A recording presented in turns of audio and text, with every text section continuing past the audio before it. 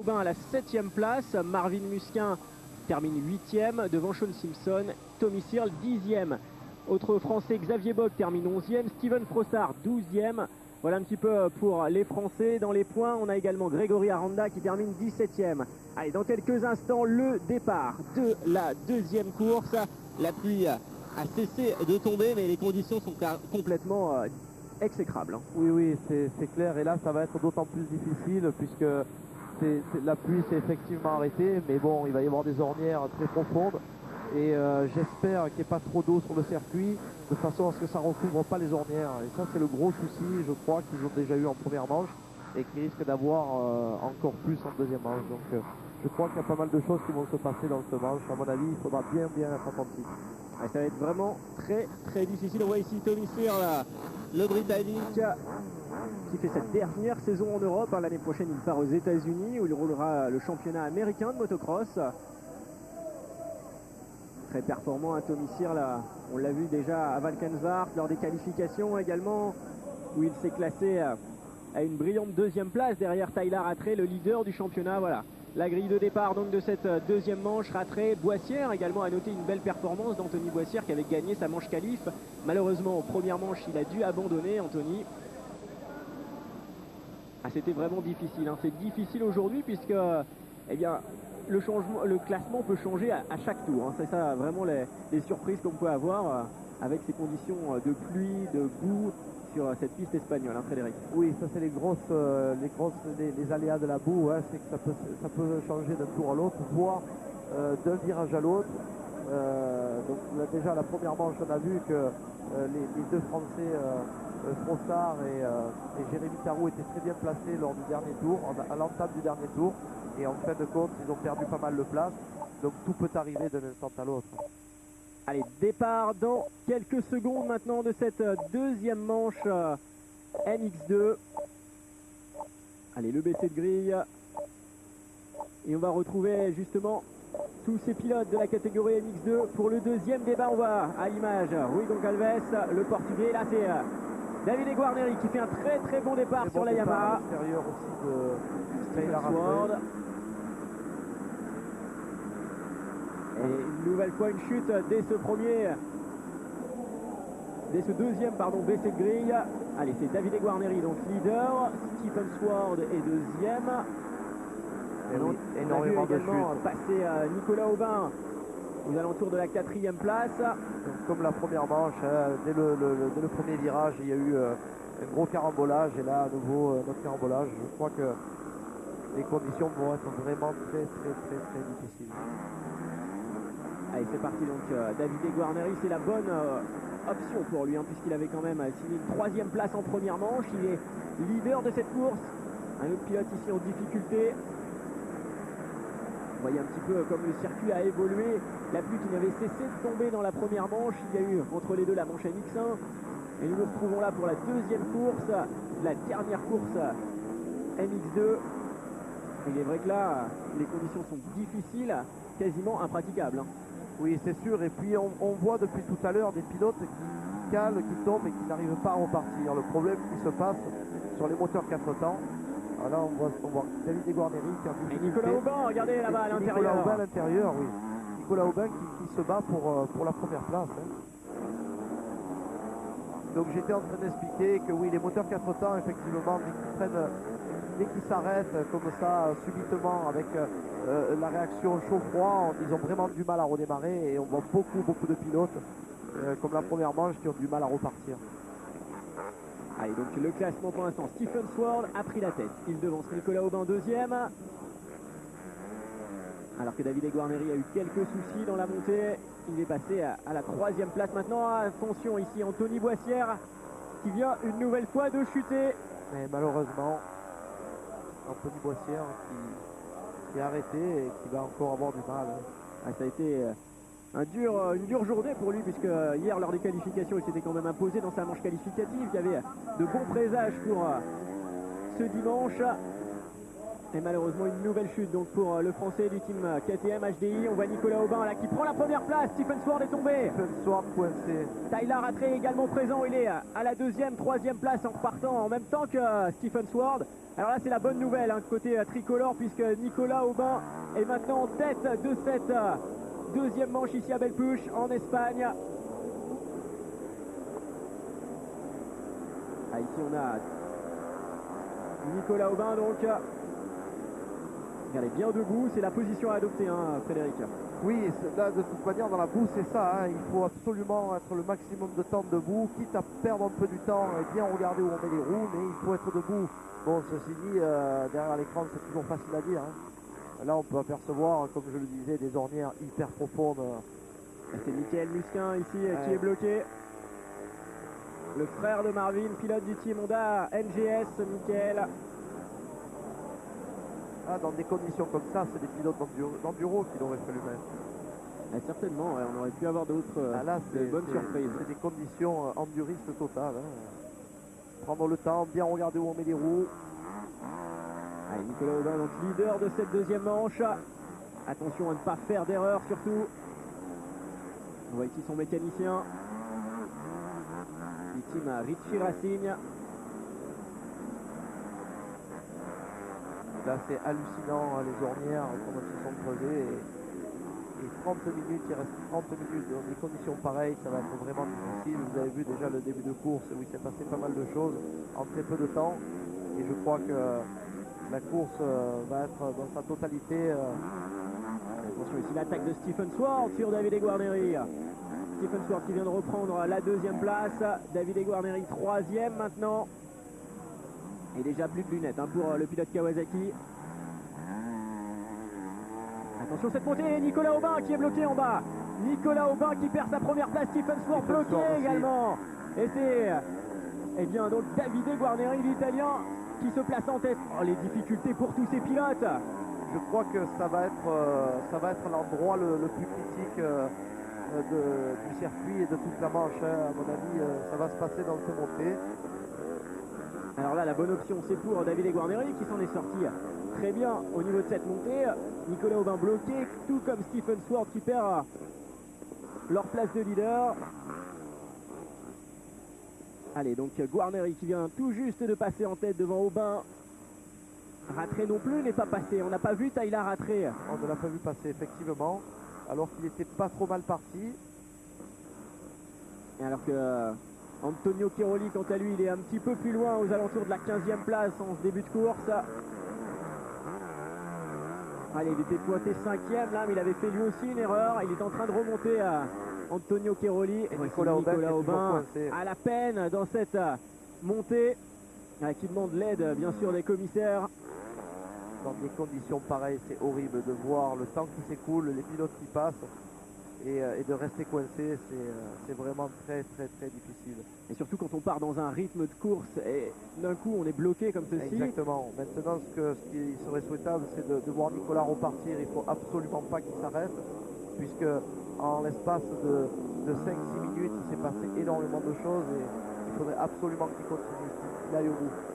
Allez, pour l'instant Davide Guarneri, il ne fait pas d'erreur. Il est toujours en tête, le pilote italien. Du même team d'ailleurs que Nicolas Aubin, le team Ricci.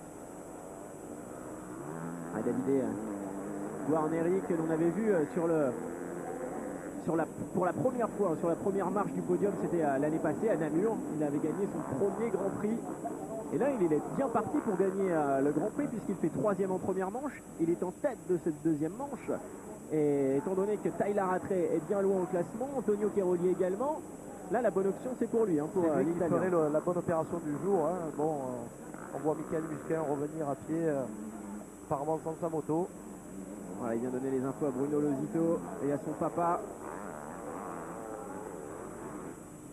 La famille Musquin, j'ai parlé un petit peu avec eux l'année dernière, on s'est croisés sur une course en Espagne et on a sympathisé. C'est des gens qui ont l'air, qui vont donner une très bonne impression, une simplicité, et ça je crois que c'est important de le dire. Complètement dévoué également au sport de la très bonne manière. Complètement. Les deux frères qui s'entraînent ensemble dans une très très bonne ambiance, les parents qui les suivent le week-end en camping-car. Alors le juge de thé, on lui demande sa passe. Cette montée vraiment très difficile. Et Guarneri toujours leader. On voit Aranda à la 11e place. Grégory Aranda qui a su se défaire de toutes les péripéties de ce début de manche.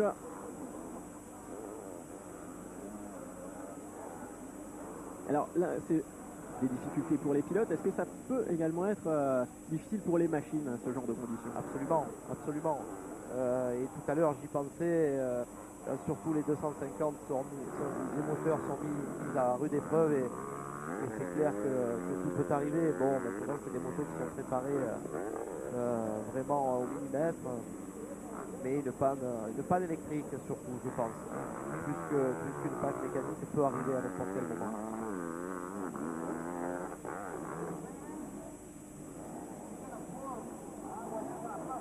Et Davide Guarneri toujours maître de ses gestes de sa moto, qui n'hésite d'ailleurs même pas à sauter les camels de ce circuit de Belle-Pouch. Il est particulièrement esselé là, hein, à la première place, Davide Guarneri.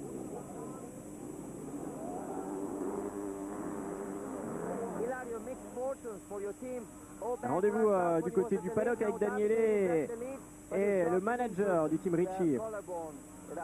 Puisque justement, il va nous donner quelques nouvelles de Davide Guarneri qui roule avec une blessure au ligament de la clavicule droite. Absolument. Ma dire che succede è molto difficile, vedendo le condizioni della pista è molto. C'est vrai que c'est difficile de conduire cette moto, surtout dans les conditions de piste comme celle-ci. La sua prestazione perché con un legamento della spalla rotto non pensavamo neanche di riuscire a correre oggi. Pour lui c'était difficile de bouger cette épaule.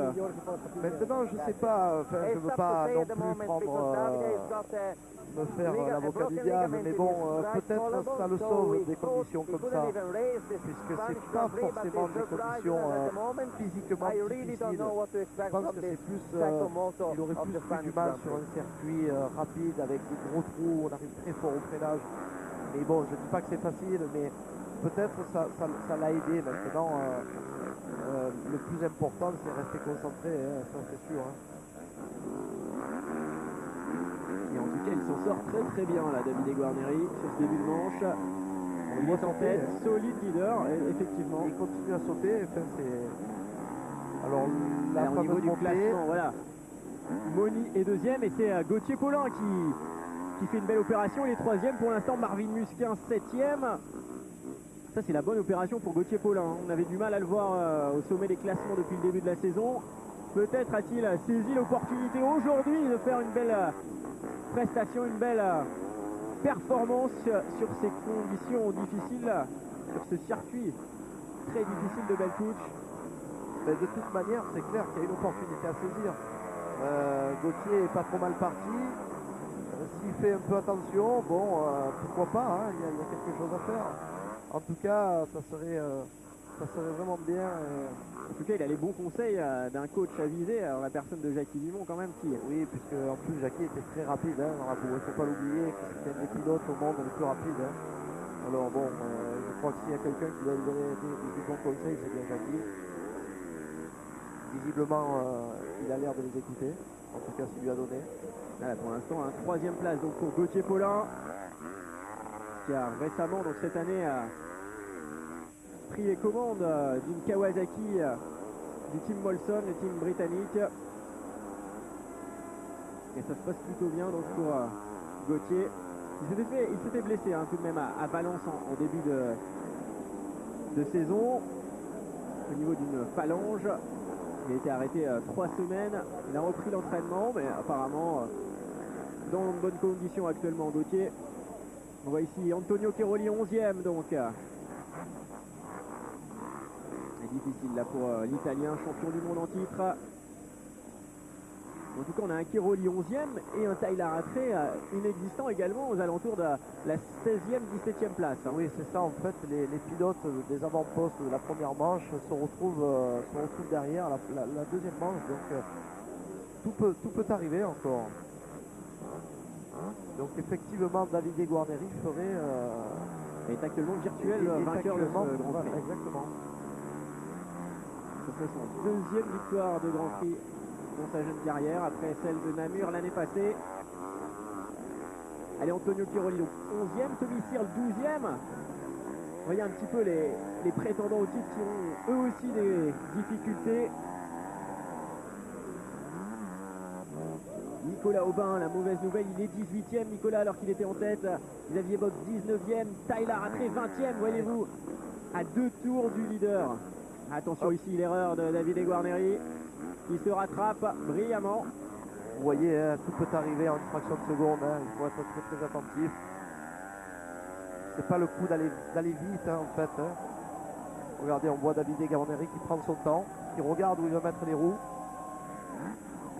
Ça nous rappelle un petit peu l'épisode de Foxy là. Exactement, j'ai déjà suivi ce genre, enfin j'étais simple spectateur en 98 lors du Cross des Nations et en fait 99 pardon, et en fait il y avait eu la manche annulée puisque dans la grande montée de Foxy où il n'y avait plus qu'un pilote qui passait. La démonstration. La démonstration, quand même, ouais, encore une fois, Stéphane Evert, voilà. Mais bon, ils avaient pris la décision d'arrêter la manche puisqu'il n'y avait plus qu'un pilote en course. C'est vrai que Stéphane Evert avait un style de pilotage quand même incroyable. Ben, Stéphane, c'est un pilote qui a toujours piloté debout. Donc effectivement, dans des conditions boueuses comme aujourd'hui, il était capable de faire des choses sensationnelles.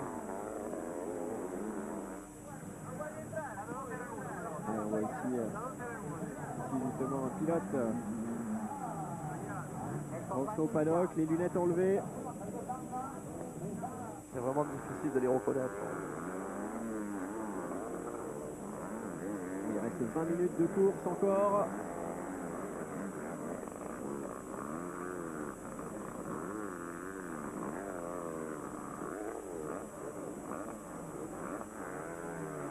Et toujours Davide Guarneri aux avant-postes.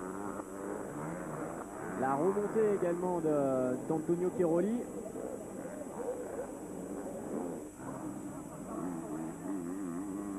Retour en piste, il est en train de faire de bon temps, il est en train de remonter dans le top 10, Antonio Chiroli.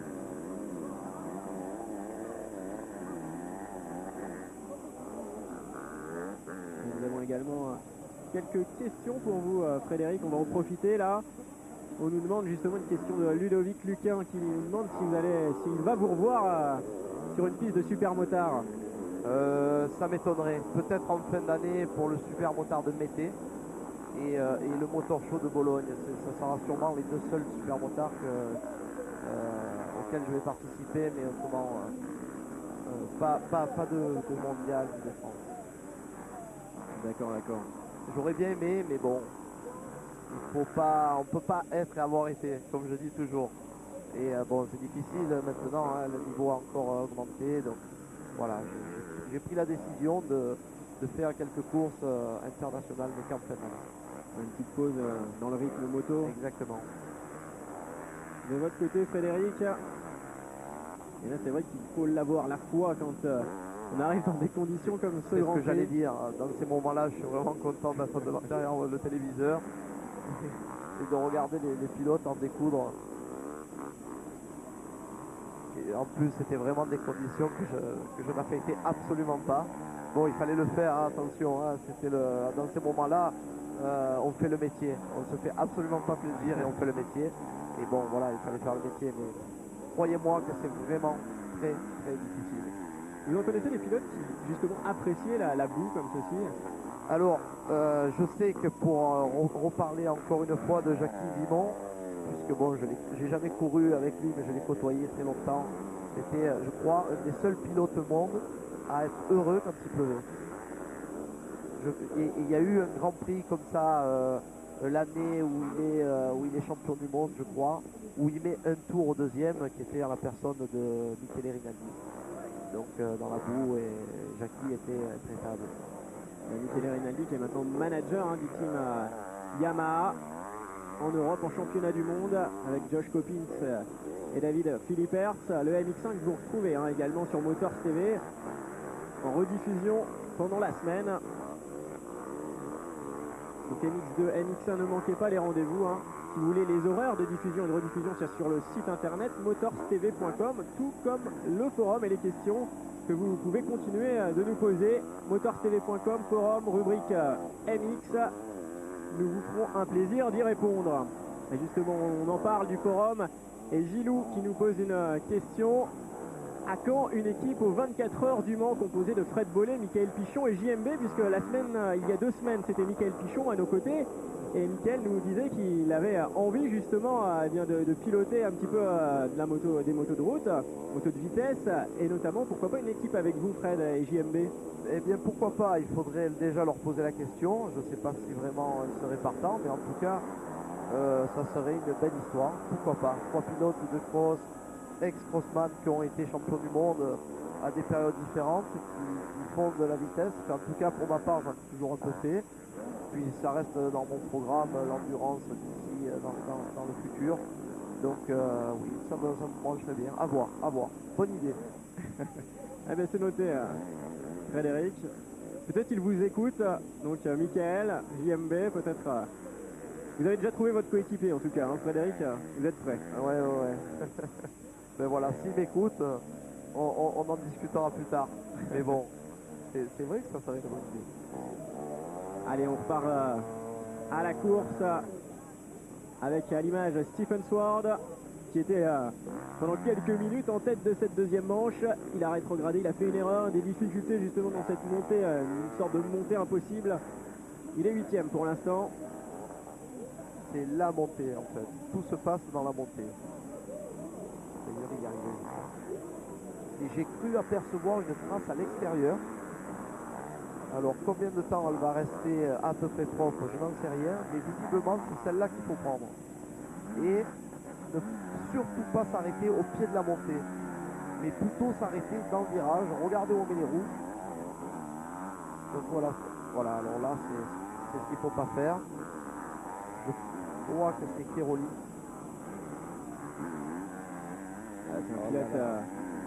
Le pilote Yamaha. Antonio Kiroli, voilà, apparemment en difficulté le champion titre à l'abord de cette montée infernale. Et comment arriver à se défaire, voilà, l'affichage est mauvais, hein. On voit bien que ce n'est pas Davide Guarneri puisque le pilote porte un lead brace, cette protection cervicale que ne porte pas justement Davide Guarneri. Exactement. De l'inquiétude justement chez Richie Racing, mais il ne faut pas s'inquiéter, ils l'auront bien remarqué, ce n'est pas Davide Guarneri qui est toujours en tête. Stephen Sword une nouvelle fois à la peine. Et justement, il était en haut de la montée, il l'a fini en poussant. Je crois que de toute manière, dans ces cas-là, il n'y a pas de note artistique, hein. Le plus important, c'est d'arriver au bout, donc on fait par tous les moyens. Avec Kiroli qui remonte, il est 9e. Alors peut-être le classement va-t-il une nouvelle fois changer avec cette erreur dans la montée de la part de Kiroli. Xavier Bogue est 15e, Tyler Ratré 16e, imaginez, Nicolas Aubin 17e. Les prétendants au titre, Tyler Ratré qui s'est baladé tout à l'heure, là, on peut le voir, c'est vraiment des conditions différentes, tout peut arriver dans une course comme celle-ci. Exactement, regardez Nicolas Aubin qui est passé en tête le deuxième tour et qui se retrouve maintenant 17e. Et effectivement, Tyler Ratré qui gagne la première manche avec une facilité déconcertante et maintenant il se retrouve englué à une position qui n'est pas la sienne certes, mais bon. On fait un bref résumé du classement. Guarneri, Moni, Goncalves 3e maintenant, Gauthier Paulin 4e, Rollins à la 5e place et Pellegrini 6e, juste devant Marvin Musquin. On marque une courte pause, on se retrouve tout de suite après pour la suite de cette deuxième manche.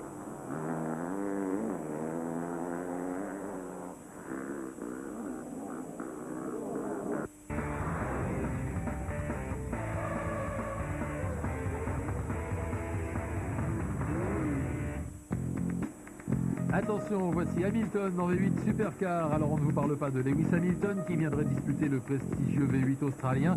On vous parle de la ville néo-zélandaise d'Hamilton qui accueille la 3e manche de la saison. Un nouveau circuit en ville qui promet un sacré spectacle. V8 Supercar, Hamilton, aujourd'hui à partir de 16h30 sur Motors TV.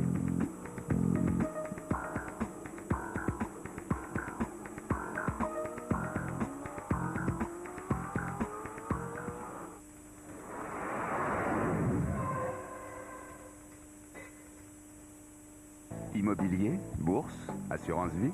Visiblement, Antoine sait ce qui rapporte immédiatement. Son dernier investissement, c'est l'antiride DNH de Nivea Formen. Sa formule antiride haute performance est efficace immédiatement et sur le long terme. Et personne ne s'en plaindra. Nouveau soin antiride DNH. Nivea Formen, ce que veulent les hommes.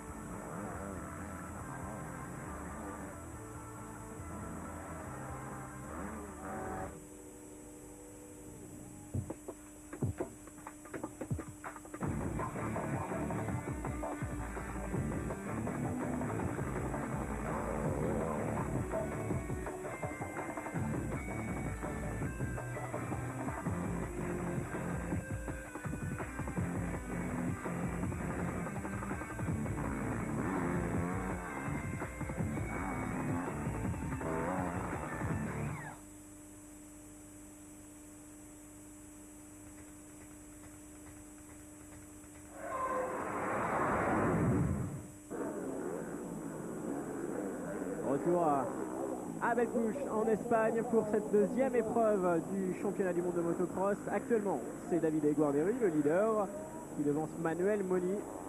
Une course incroyable, Frédéric Bollet, puisque nous avons vu des rebondissements, des retournements de situation depuis les premières minutes, depuis le départ. Complètement, et ce n'est pas fini. D'ailleurs, on voit le team manager de Guarneri très très inquiet. Et là, c'est vrai que c'est une pression terrible de la part pour le pilote, pour le team manager. Et Davide Guarneri qui évite les erreurs, qui n'est pas tombé, qui a réussi à quelquefois même s'arrêter devant les plus grandes difficultés. Et qui a toujours ses lunettes. Exactement. C'est peut-être un des seuls qui a encore ses lunettes, on peut dire, de le voir tirer sur le roll-off. Oui, c'est Rui Goncalves, le portugais sur la KTM. Membre du team officiel, qui reçoit d'ailleurs, on en parlait tout à l'heure de Stéphane Evert, les conseils d'Evert, puisqu'il est maintenant manager de ce team-là. Avec 39 secondes, 3 d'écart entre le premier et le deuxième, entre Guarneri et Goncalves. Ben c'est beaucoup à la fois, mais c'est peu. Finalement, quand on s'aperçoit qu'on peut perdre ne serait-ce que quelques places en l'espace de quelques virages, en fait 39 secondes dans des conditions pareilles, c'est vraiment très peu. Notamment à cet endroit-là où on peut les perdre très très facilement. Regardez d'ailleurs Goncalves, il fait demi-tour, il s'arrête, il va laisser passer un pilote devant lui, finalement par l'extérieur, ouais c'est ça quoi. On arrive justement devant cette montée.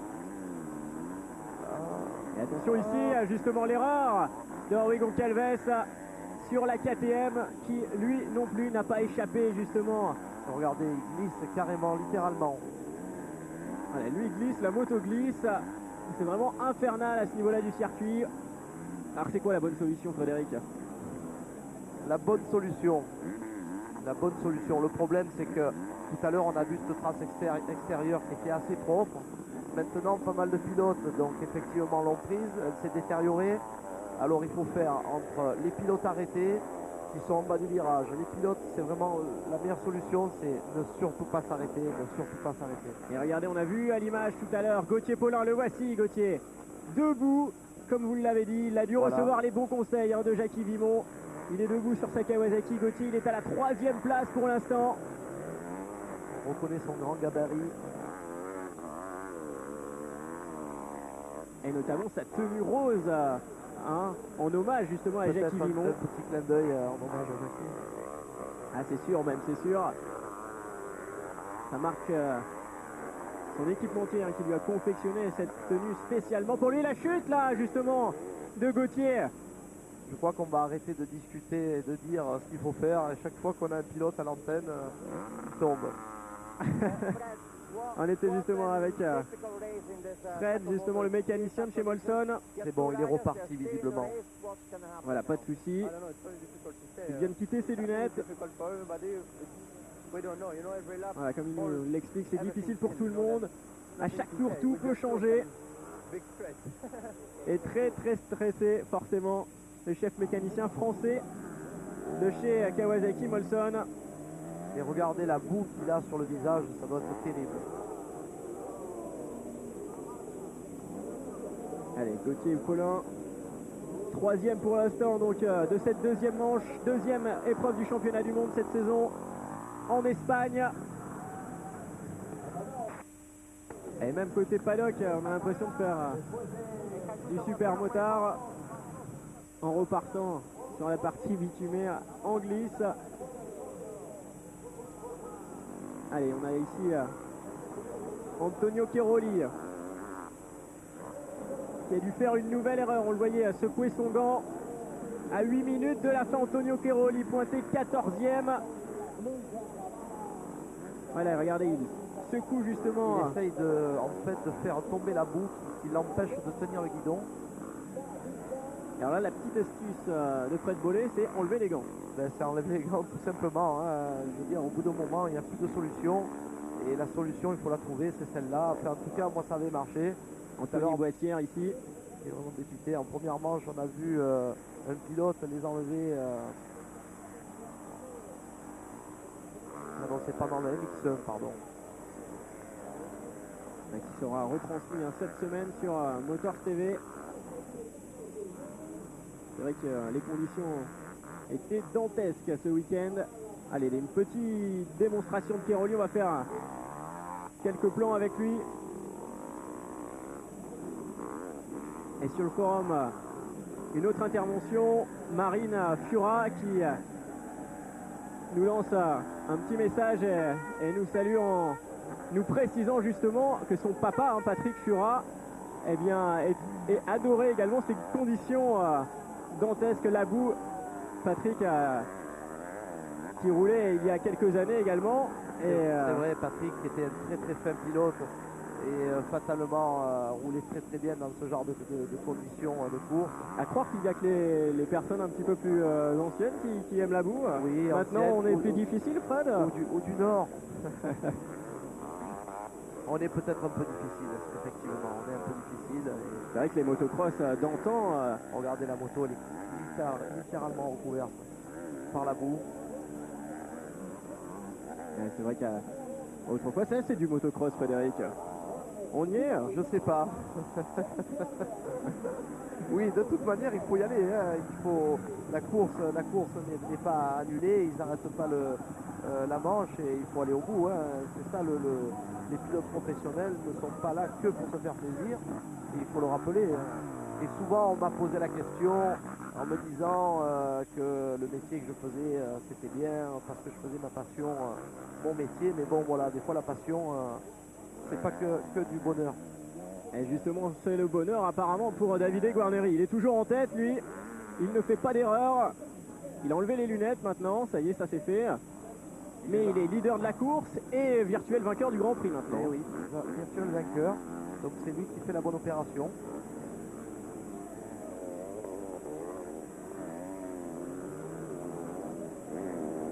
Et Davide Guarneri donc qui mène cette manche avec brio. Il a pris le commandement dès le deuxième tour en doublant Nicolas Aubin et Stephen Sword.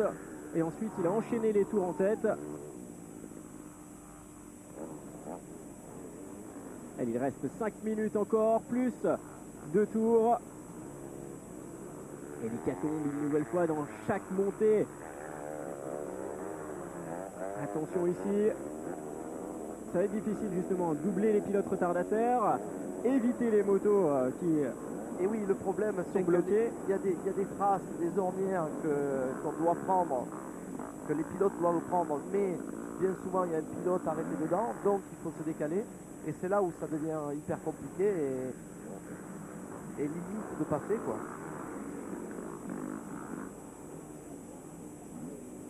Allez, Davide Guarneri, donc le leader de cette manche.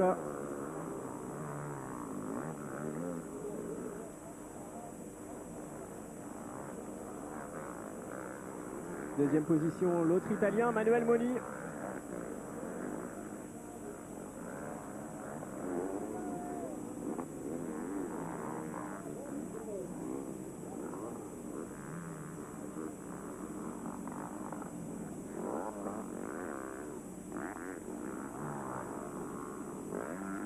4 minutes de course encore. Et on voit le pilotage plutôt sage des deux Italiens qui sont pour l'instant leaders. Guarneri, Moni et donc à la deuxième place Gauthier Paulin, quant à lui est troisième, ça c'est la bonne nouvelle.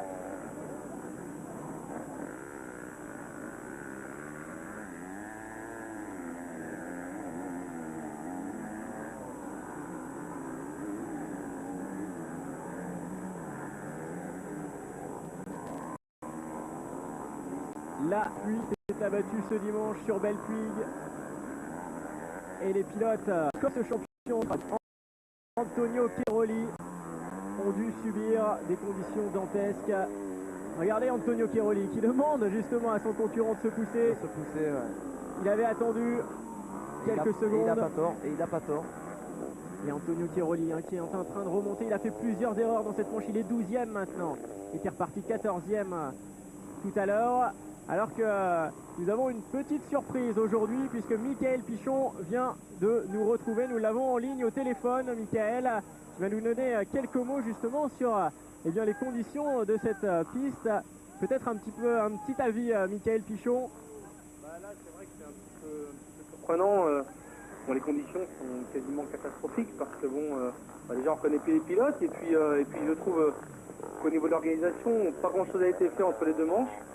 On a déjà pu voir en première manche MX2 et en MX1 beaucoup de pilotes se tanker et on pensait vraiment qu'ils allaient faire un effort et remettre les 2-3 endroits sur la piste où les pilotes étaient tankés, ils allaient les remettre à niveau et visiblement rien n'a été fait, donc là ça ressemble plutôt à des coups de klaxon. Là, on a vu tout à l'heure Cheroli attendre pendant 1 ou 2 minutes au même endroit dans le virage, donc c'est vrai que ça gâche un petit peu la fête. C'est vrai que avoir des conditions comme celle-ci, c'est difficile. Est-ce qu'on peut prendre en compte un Grand Prix comme celui-là? Est-ce que... oui et non, parce que c'est vrai que là, les pilotes vont certainement aller peut-être au bout, mais quand on voit déjà certains pilotes comme Rattray en 18e position avec 4 tours de retard, c'est un petit peu... il peut se passer n'importe quoi. On peut s'arrêter, on peut se planter dans n'importe quelle montée, à n'importe quel moment. Donc c'est un petit peu au petit bonheur la chance. Et pour l'instant, il y a quelques pilotes qui s'en sortent bien, mais encore une fois, ce que je trouve dommage, c'est on peut voir qu'il y a beaucoup d'engins de stationner au bord du circuit. C'est vrai que de toute façon, ils ne pouvaient pas non plus tout refaire, mais on a bien vu qu'il y a au moins la grande montée, là, et 2-3 endroits, rien n'a été fait, les pilotes ne coupent même pas la piste nulle part. On les allait faire partir telles quelles, et on peut voir, il y a au moins, je dirais, 15 ou 20 motos de tankées quasiment sur l'ensemble du circuit. Il est vrai que pour un championnat du monde, il faut faire les efforts pour justement avoir une piste parfaite avec justement les dispositifs qu'il possède en mondial. On aurait apprécié revoir un circuit un petit peu mieux préparé. Espérons en tout cas que ça va pas non plus. On a vu que, c'est vrai qu'en première manche ça s'est pas trop mal passé, les leaders du championnat étaient devant. Donc en deuxième manche, visiblement, entre Cheroli et Rattray, il n'y a pas trop d'écart. Donc ce qui est bien, c'est que ça va pas trop changer la donne au niveau du championnat. Mais par contre, je pense vraiment qu'il y avait moyen de faire quelque chose de mieux. Et là, s'il faut rien pour la deuxième manche MX1, je ne sais même pas comment ça va se passer parce que là, ça devient très très compliqué. Annuler une course comme celle-ci, ça aurait été votre solution, Mickaël? Non, peut-être pas annuler, mais encore une fois, aux États-Unis ils le font. On peut réduire déjà la durée de la manche, on peut aussi couper le circuit, il y a plein de choses à faire. Comme je disais, il y a plein d'engins. Je veux dire, aujourd'hui, avec une pelleteuse ou un bulldozer, en l'espace de 20 minutes, on peut vraiment changer beaucoup de choses. Et je pense que en faisant le minimum, disons le minimum sur le circuit, mais le maximum avec le temps qu'ils avaient entre les manches, ils pouvaient faire mieux. Et là, je trouve vraiment que rien n'a été fait et c'est vraiment dommage. En tout cas, merci beaucoup, Mickaël, de nous avoir fait part de votre avis sur l'antenne de Motors TV. On espère vous retrouver bientôt. Et puis, il faut dire à Fred que quand il veut, les 24, j'ai la moto au sous-sol, j'ai bientôt me préparer. Donc, dès qu'il le sent, on fait un petit 24 heures du Mans. Frédéric, il peut vous répondre. Ah ouais, mais moi je le sens parfaitement, Mickaël. De toute manière, on en reparlera, mais pourquoi pas. Ok. Allez, salut, Mickaël. Merci beaucoup, Mickaël. Ciao. À bientôt, ciao. À bientôt. Je pense que, oui, c'est vrai que la remarque qu'il fait, Mickaël, à défaut de pouvoir refaire la piste, ils auraient pu la couper, puisqu'il y a un endroit sur le circuit finalement où ça a mis la pagaille, c'est cette fameuse montée, et où ça a été la loterie. C'est clair qu'ils auraient pu faire quelque chose, sachant que dans ces conditions-là, le tour est beaucoup plus long. donc le réduire pour pouvoir faire une manche à peu près convenable.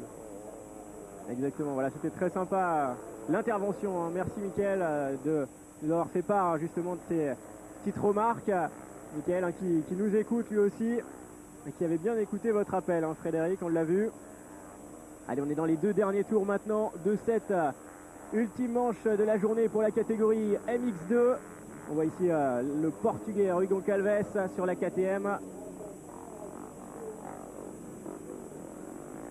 Alors que maintenant on a même Bruno Losito à l'intérieur en train d'aider pour enlever les motos, qui est venu récupérer apparemment les motos de son team. La moto de Mickaël Lusquin qui est resté coincé. Et regardez Rui Goncalves qui s'arrête maintenant. Il s'arrête et il attend. Je pense que de toute manière maintenant c'est la solution, hein, c'est ce qu'il faut faire. Et Rui Goncalves il est 4e pour l'instant. Il a plus à perdre qu'à gagner de se précipiter et fatalement de prendre le temps, c'est ce qu'il faut faire. Hein. À l'image, Antonio Cairoli, le champion au titre. Il est en train de remonter petit à petit. Antonio, il est à la 11e place. Et on va faire un point également côté français. Gauthier Paulin est 3e pour l'instant. Premier français, 2e, c'est Xavier Bogue à la 12e place. Nicolas Aubin, quant à lui, est 15e. Grégory Aranda est à la 16e place. Et Marvin Musquin, 18e. Jérémy Tarou, 21e. Voilà donc pour les positions des Français. Nouvel abandon, on l'avait vu en début de manche, d'Anthony Boissière, malheureusement, qui n'aura pas pris justement les chances qu'il avait hier lors des qualifications, puisqu'il avait remporté sa manche. On le sentait dans de bonnes conditions, en tout cas en bonne forme physique, Anthony. Et c'est à n'en pas douter que nous le retrouverons en forme au Portugal. Ce sera la semaine prochaine. Également les 2 manches MX2 en direct sur Motors TV. Allez, 2 tours maintenant, 2 tours avant le drapeau à damier. Et toujours Davide Guarneri, leader devant Manuel Monnier, Gauthier Paulin. Mais bon, pour en revenir à ce genre de conditions, on voit les pilotes. Alors, Gauthier serait passé en tête. Voilà, nous sommes dans le dernier tour. Il y a eu un petit problème de chronométrage. Et regardez le drapeau rouge qui est sorti, ce qui signifie l'arrêt de la manche. Alors si Gauthier était passé en tête dans les 2 derniers tours et qu'il y a un drapeau rouge, on va prendre le classement du tour précédent. C'est dommage. Quel dommage, Gauthier Paulin qui venait de passer en tête. Il venait de passer en tête. Il pouvait gagner. Incroyable retournement de situation là. La première manche de sa carrière. Bon, maintenant... allez, on marque une courte pause, on se retrouve tout de suite après, Frédéric.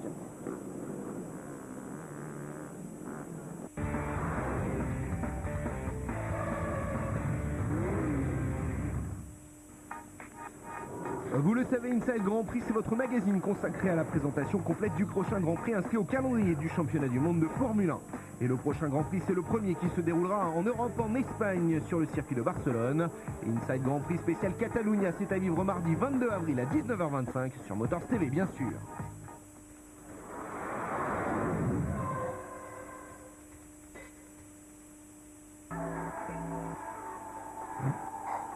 Depuis plus de 8 ans, le magazine Troc Moto s'est imposé comme le numéro 1 de l'annonce moto en France. Retrouvez votre magazine préféré en kiosque le premier de chaque mois, ainsi que son tout nouveau site internet www.trocmoto.com.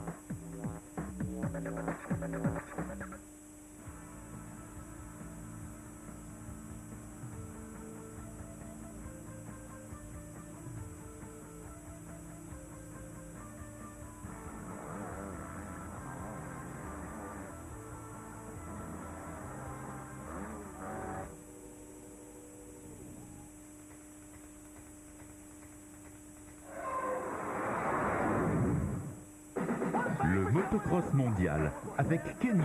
Kenny, l'équipement pour le tout-terrain.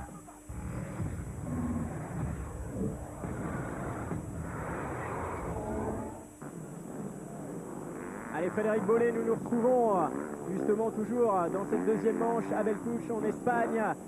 Et surprise, le drapeau rouge, enfin en même temps surprise, pas vraiment, mais nous étions dans les derniers tours de cette manche, le dernier tour, et la course vient d'être annulée, vient d'être stoppée avec le drapeau rouge.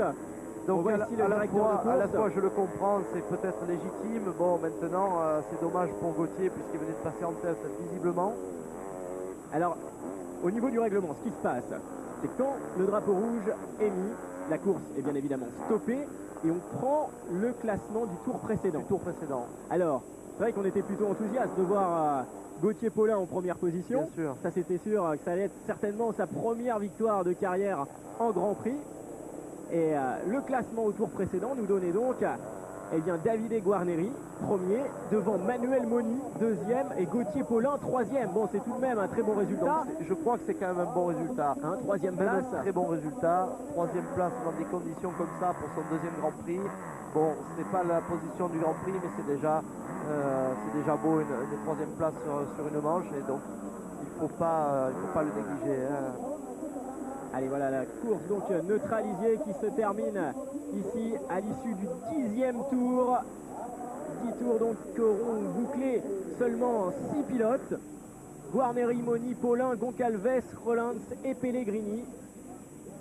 Donc c'est vrai qu'encore une fois, pour avoir eu cette intervention de Michael, je crois qu'il a eu raison de le souligner. Ils auraient pu éventuellement modifier le circuit à défaut de pouvoir y travailler dessus et couper cette fameuse montée pour et la course aurait peut-être été à son terme. Voilà donc encore des surprises dans ce championnat du monde de motocross. Nous venons de suivre la deuxième épreuve. Il y avait eu le sable de Valkenswaard, voici la boue de Belpuig en Espagne. On espère bien évidemment qu'au Portugal on retrouvera un petit terrain sec bien sympa avec une terre bien spéciale, une terre rouge au Portugal.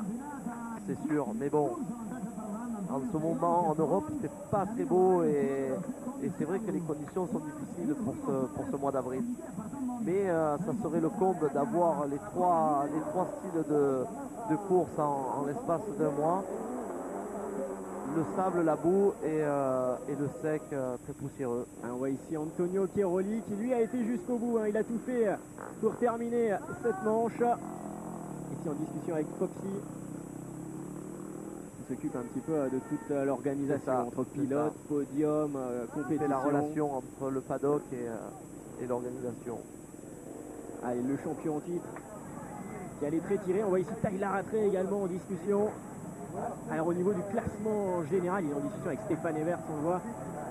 A-t-il conservé sa première place? Ça va être les questions. En même temps, Chiaroli était à 9 points avant cette manche. Je pense qu'il n'y a quand même pas beaucoup de chamboulements au niveau du classement général, puisque on a vu Antonio Chiaroli en difficulté. Tyler Rattray, première manche, il gagne, deuxième manche en difficulté. Il faudrait voir Stephen Sword, où il en était. Enfin, je sais pas, il faut voir. Ça a dû peut-être se resserrer. Mais par contre... on va quand même noter une nouvelle fois, côté français, la belle régularité de Xavier Bog. On l'a vu à Valkenswaard. C'est vrai qu'on n'en a pas trop parlé. 2 fois dans le top 10. Eh bien, il est 12e aujourd'hui de cette deuxième manche. Et ça, c'est vraiment une très très belle performance de Xavier. Et je crois que la première manche aussi, il n'était pas très loin. Il est toujours régulier. Il fait 11e du Grand Prix, Xavier. 11e et 12e donc pour ses résultats. Il est toujours régulier, Xavier Bog. Et on va revoir justement les meilleurs moments de cette deuxième manche, Frédéric. Je vous laisse commenter. Donc c'est là où on voit, je crois, à l'extérieur, Tyler Rattray qui part bien et qui se fait, qui glisse en ligne droite et qui se retrouve un peu englué dans le paquet. Très rapidement, là, c'était Davide Guarneri qui avait pris la tête. Qui avait pris la tête, et vous avez vu que sur le départ, c'était vraiment... très très compliqué, puisqu'en fin de compte il y a les 4 ou 5 pilotes devant, tout le reste ils ne savent pas où ils vont, et c'est pour ça qu'il y a eu toutes ces chutes. Et cette fameuse montée justement qui a posé tant d'inquiétude au team manager. Finalement Davide Guarneri s'en est sorti. Stephen Sword quant à lui a fait plusieurs erreurs alors qu'il avait mené la course quelques minutes.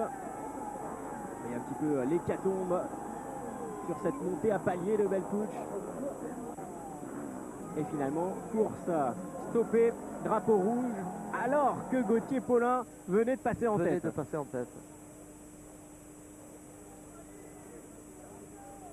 Allez, maintenant, on passe au déblaiement de cette piste. Le boulot qu'il reste à faire, c'est enlever justement toutes ces motos parsemées sur la piste. Alors, c'est ça, c'est là qu'il devrait en profiter pour faire un peu de modification pour la suite. Alors d'après les calculs, au niveau du classement général de ce championnat du monde NX2, suite à cette deuxième manche, Tyler Rattray serait toujours leader avec 79 points. Il aurait 3 points d'avance sur Antonio Cairoli, deuxième. Et Davide Guarneri remonte au classement. Il est troisième maintenant. Davide Guarneri, il est devant Tommy Searle.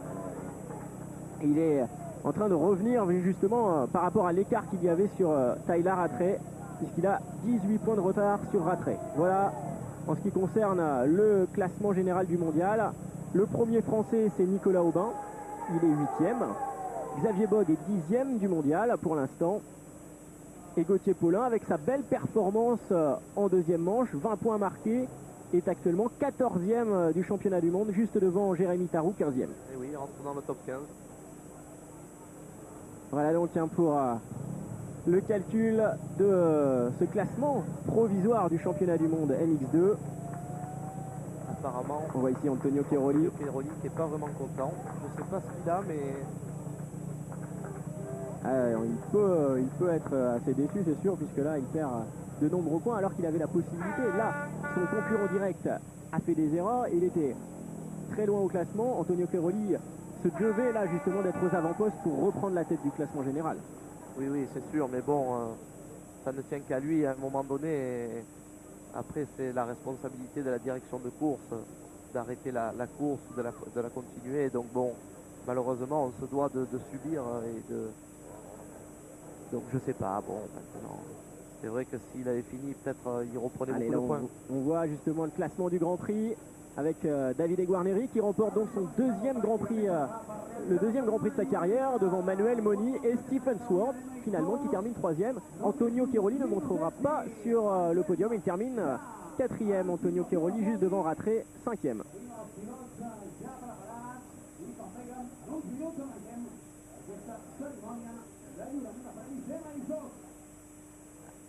Allez, dans quelques instants, nous retrouvons le podium de ce Grand Prix avec deux Italiens, Guarneri et Moni, et un Britannique, Stephen Swart, qui se place troisième aujourd'hui. La meilleure paire française du week-end, c'est signé Gauthier Paulin, 8e du Grand Prix, juste devant Nicolas Aubin, 9e, Xavier Bogue, 11e du Grand Prix, Marvin Musquin, 14e, et Jérémy Tarou, 15e donc de ce Grand Prix. Et dans quelques instants, voilà, le podium, on va retrouver les trois pilotes. Et le troisième, Stephen Swart. Quelle course, hein, Frédéric, ce week-end. C'est clair que ça a été une course vraiment difficile. Et on ne s'y attendait absolument pas. Mais bon, on peut regarder quand même au classement général, au classement de la journée, qu'on retrouve toujours les meilleurs pilotes devant. Guarneri, Tyler Rattray, Cairoli. Bon voilà, ça veut dire que quelque part c'est un gros mental qu'il faut avoir et que le championnat du monde, c'est bien le championnat du monde, c'est-à-dire toutes les conditions possibles et imaginables. Et il faut toujours être présent et toujours aller au bout. Maintenant, c'est vrai qu'il y a un beau tir groupé des Français qui sont un peu plus en retrait. Bon, ça va sûrement payer et j'espère en tout cas, ce qu'il faudrait, c'est que Nicolas Aubin arrive à prendre de plus gros points, puisque sa position, je crois qu'elle est plus dans les 5 premiers que la position qu'il a actuelle. Mais bon, il faut voir peut-être dans des conditions un peu plus, un peu plus simples, qui seront peut-être pour lui et pour d'autres le départ de quelque chose qui les emmèneront sur le podium au final, quoi. Voilà, nous étions donc ici en Espagne pour la deuxième épreuve du mondial. Hein. La saison ne fait que débuter. La saison ne fait que débuter, il ne faut pas l'oublier. Mais bon, et tous les meilleurs pilotes tous les sont grands déjà là. Forcément. Et donc deuxième victoire de la carrière de Davide Guarneri après celle de Namur l'été dernier. Davide Guarneri remporte son deuxième Grand Prix ici à Bellpuig en Espagne, avec un bon week-end, un troisième et vainqueur de la deuxième manche. Exactement. On voit ici Ilario Ricci. En fait, Davide Guarneri, c'est peut-être un pilote des courses extrêmes, puisque Namur, c'est quand même un circuit un peu particulier. Donc il a gagné là-bas, là il gagne dans la boue. Donc peut-être c'est son côté, c'est son point fort à David Guarneri. À l'arrivée ici de Tyler Rattray pour prendre la plaque rouge qu'il conserve. Forcément déçu, Tyler Un peu Rattray. déçu, ça se voit sur son visage, mais bon, il a toujours la plaque rouge et ça je crois que c'est il faut le prendre positivement et voilà, c'est la course, il a fait tout ce qu'il a pu, mais effectivement déçu. Voilà donc Tyler Rattray qui repart de ce Grand Prix d'Espagne avec seulement 3 points d'avance sur Antonio Cairoli et 18 sur Davide Guarneri. Donc finalement, nous allons écouter l'hymne italien.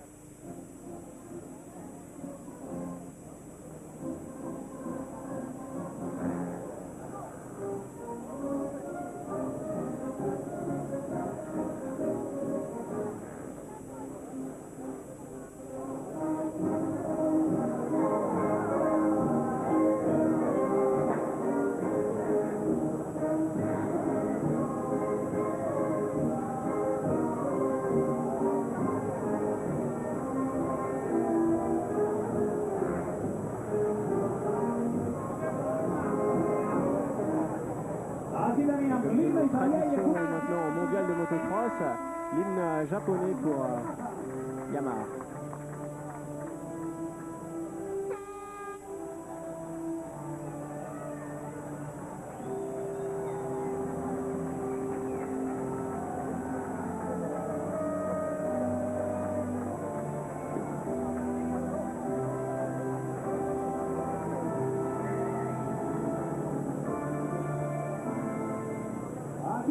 Forcément, Frédéric, grand moment d'émotion comme ça quand on remporte un Grand Prix, surtout dans une jeune carrière comme Davide Guarneri. Complètement, c'est évident.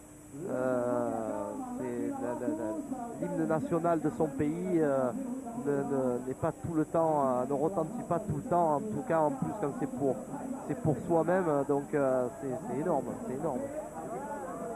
Allez, Champagne donc sur ce podium, le sourire pour Davide Guarneri qui repart donc troisième de ce championnat du monde à 18 points de Tyler Rattray. Nous nous retrouverons bien dans une semaine maintenant, ce sera au Portugal pour la troisième épreuve. Dans quelques instants, les interviews. Nous aurons justement les impressions de ces pilotes à la fin de cette journée incroyable. Cette journée dantesque même, je dirais. À là des conditions qu'ils se souviendront longtemps. Hein. Comme vous pouvez vous souvenir de Fox Hill. Moi je m'en souvenais bien de ce genre de conditions, elle me marquait. Allez, les images ici de Davide Guarneri. Le temps également de vous donner une petite info, puisque ça se passait du côté des États-Unis hier soir. Ils ont titré un nouveau champion SXUS catégorie Lights, c'est Trey Canard qui s'est imposé devant Ryan Villopoto. Alors c'est vrai qu'on a parlé longtemps de Ryan Villopoto, on l'a vu au motocross des nations impériales, ce pilote, eh bien il s'est fait battre cette année en supercross par un tout jeune Trey Canard, pilote Honda, qui s'est imposé brillamment pour sa première année chez les pros, arrivé chez les pros. Je crois qu'il n'y avait que Ernesto Fonseca qui avait fait ça en light, même Stewart, même Carmichael ne l'avait pas fait dès leur première année chez les pros en supercross. Et là Trey Canard arrive. Le championnat marque de Rover. Et puis côté français.